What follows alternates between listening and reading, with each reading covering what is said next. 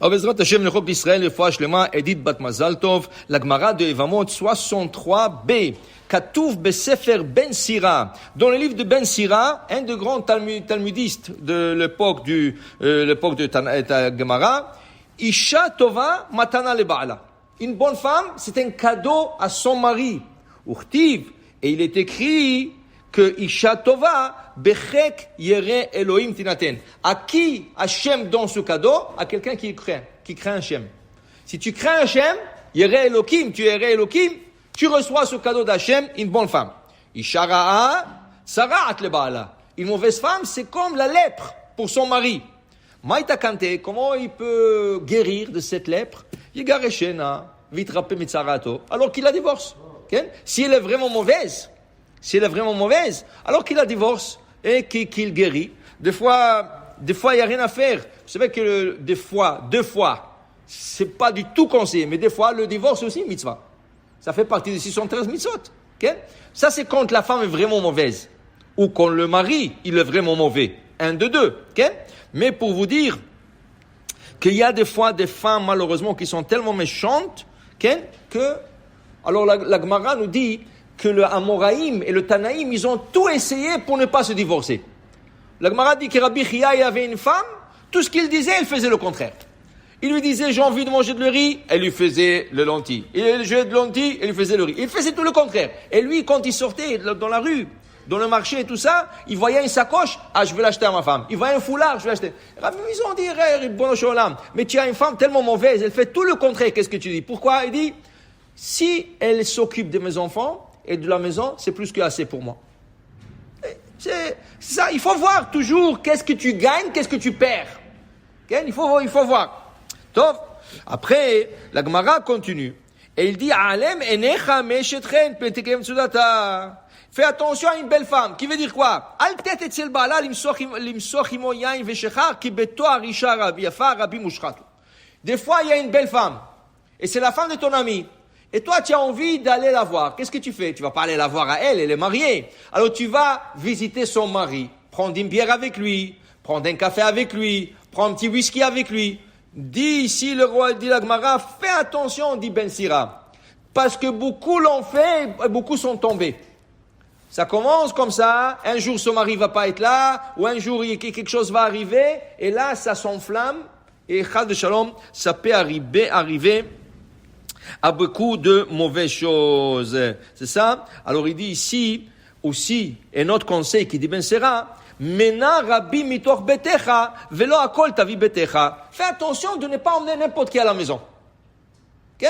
Tu choisis le gens que tu amènes à la maison. Tu amènes pas n'importe qui. Parce qu'il y a des gens qui disent, j'emmène pour manger, des pauvres et tout ça. Non. Fais attention.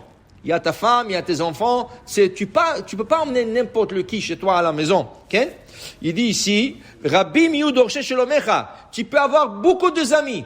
Mais galé sod lechad melef. Mais tes secrets, un sur 1000.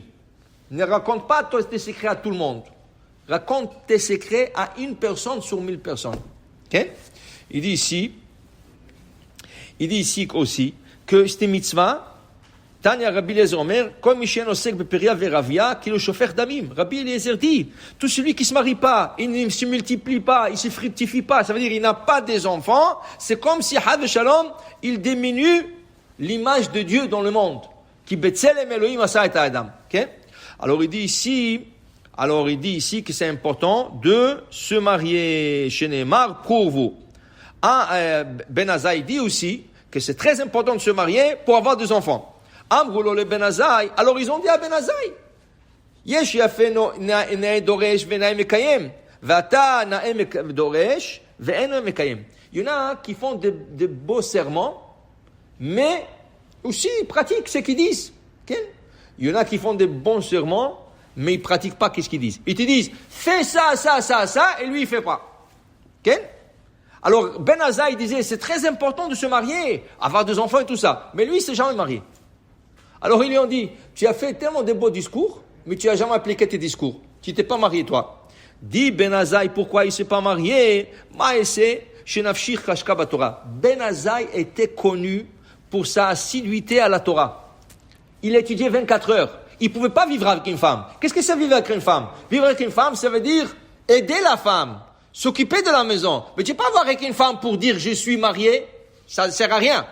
Alors tu dois aider. Il y avait un jeune qui étudiait au collège. Un jour, il est venu voir le rabbi Israël Kanievski, le père de Rabbi Chaim Kanievski. Il s'appelait le Stipler. Il est venu voir Stipler et il se plaint. Ah, vous savez, ma femme, chaque vendredi, j'arrive, la maison désordonnée, les enfants crient, personne n'a pris le bain, le Shabbat n'est pas encore prêt, toujours en cours le Shabbat, on arrive à la dernière minute avec la langue d'or, et j'arrive à la synagogue, je m'endors là-bas, et fait rien avec cette femme et tout ça. Qu'est-ce que vous me conseillez de faire, monsieur le rabbin? Alors le Stipler dit, je te conseille, prends un balai, commence à aider ta femme à organiser la maison. Qu'est-ce que ça veut dire? Tu as des petits-enfants et tu laisses tout sur ta femme. Il faut que tu aides ta femme un peu. Okay? Il faut que il y en a des femmes, malheureusement, qu'elles abusent. tu es venu du travail, fais-moi un petit café. Va faire ça. Et qu'est-ce que tu as fait toute la journée? Tu étais sur le iPad? Tu étais sur ton téléphone? Sur le social media toute la journée? Ça, c'est mauvais. Mais si la femme, vraiment, tu vois qu'elle travaille et tu vois qu'elle fait le nécessaire, mais n'arrive pas, c'est normal, il y a des enfants à la maison, il faut que tu aides. Alors dans ce cas, Ben Azaï ne pouvait pas le faire, et puisqu'il ne pouvait pas le faire, il ne voulait pas se marier.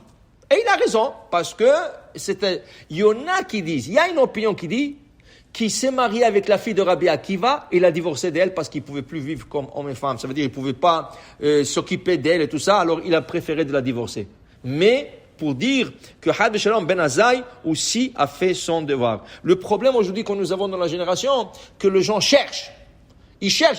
Qu'est-ce qu'ils cherchent? Ils cherchent de l'argent. Tu cherches avec les femmes avec de l'argent. Et les filles, qu'est-ce qu'elles cherchent? Elles n'ont avec de l'argent. Alors chacun reste de son côté, plein de filles célibataires, plein de garçons célibataires, personne ne se marie, chacun de son côté. Et même ne croyez pas, même dans le groupe religieux, le Rosh Yeshiva, malheureusement, dit aux enfants, il faut que tu te maries avec une femme que le père va te supporter, le beau-père va... Pourquoi? Est-ce que ton grand-père, ton beau-père, son beau-père l'a supporté, ou nos parents? Ça n'a jamais existé, ça. Ça, c'est les inventions du Rosh Yeshiva Ashkenaz, pas séfarade. Ça n'existe pas. Okay? Ça n'existe pas. Tu dois te marier et tu es responsable de ta parnassa. Ta femme peut aider un peu, mais dès qu'elle a des enfants, elle s'occupe des enfants. Alors c'est toi qui es responsable. Tu peux rester étudier et recevoir l'argent du collège et gagner. Tu peux le faire. Sinon, trouve-toi un travail à temps partiel. Mais il faut pas dire je cherche un beau-père riche, une fille qui vient riche. Non. Marie-toi, c'est la mitzvah. La mitzvah, c'est pas chercher de l'argent. La mitzvah, c'est de se marier et avoir des enfants le plus vite possible. Baruch Adonai Le'olam. Amen ve Amen.